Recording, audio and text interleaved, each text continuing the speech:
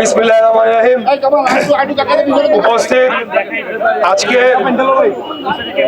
ঢাকা ৬ আসনের ৪৪ নম্বর ওয়ার্ডের বিএনপি এবং সকল অঙ্গ সহযোগী সংগঠনের নেতৃবৃন্দ, আমার পাশে উপস্থিত আছেন এই ওয়ার্ডের অন্যতম একজন প্রবীণ নেতা, বারবার সাবেক নির্বাচিত ওয়ার্ড কাউন্সিলর জনাব এম এ শাহেদ মন্টু, থানা নেতৃবৃন্দ এবং গণ অধিকার পরিষদের ফখরুল ইসলাম ভাই সহ অন্যান্য যারা রয়েছেন।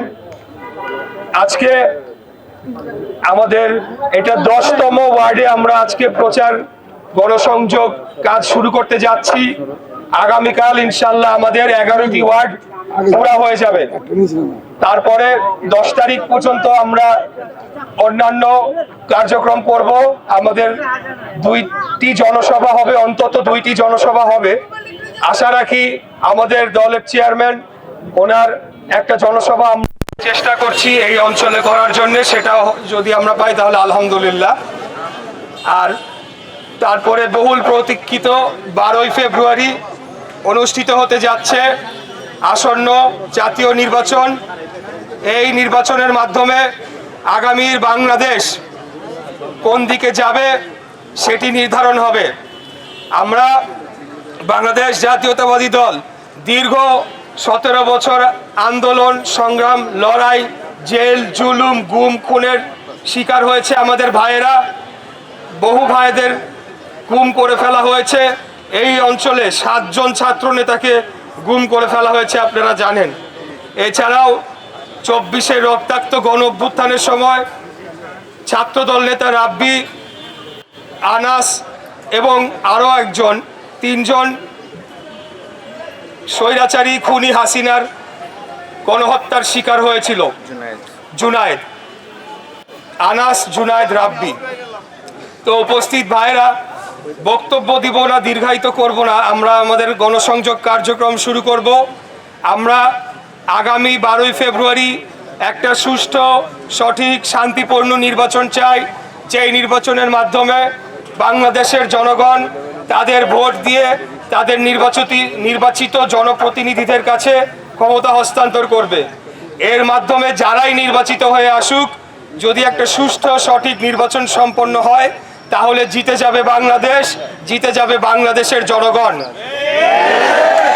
এই প্রক্রিয়াটা সুষ্ঠুভাবে সম্পন্ন করার জন্য আমাদের সর্বস্তরের নেতাকর্মীদের প্রতি আহ্বান জানাচ্ছি, আমরা শান্তিপূর্ণ পরিবেশ বজায় রাখব এবং আমাদের প্রতিদ্বন্দ্বী দলগুলোর পক্ষ থেকে যে কোনো উস্কানিমূলক আচরণ বা উস্কানিমূলক বক্তব্যের ফাঁদে আমরা পাড়া দিব না।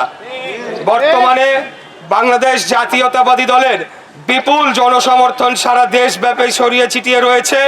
তাই কোনোভাবেই আমাদের এই জনসমর্থন, এটিকে কোনোভাবে বিপথে নিয়ে যাওয়ার কোনো অপচেষ্টা, সেটিকে আমরা সফল হতে দেব না ইনশাআল্লাহ।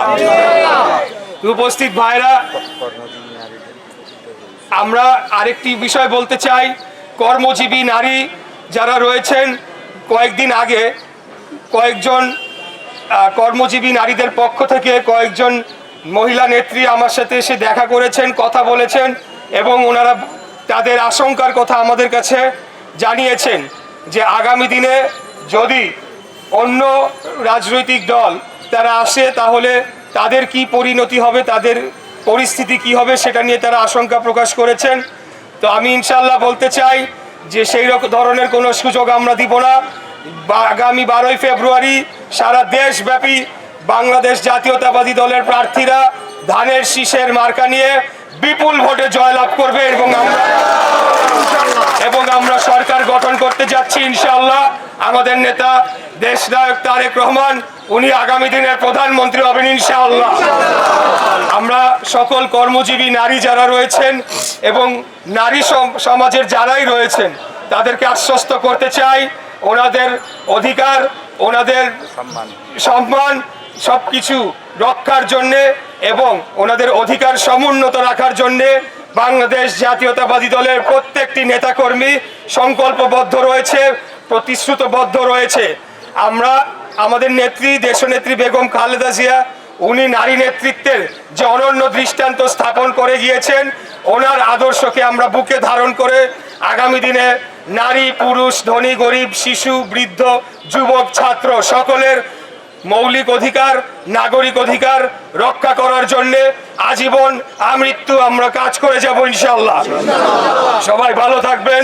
আমরা আজকে আমাদের এই গণসংযোগ কর্মসূচির সূচনা করছি। সবাই ভালো থাকবেন। ধন্যবাদ সবাইকে।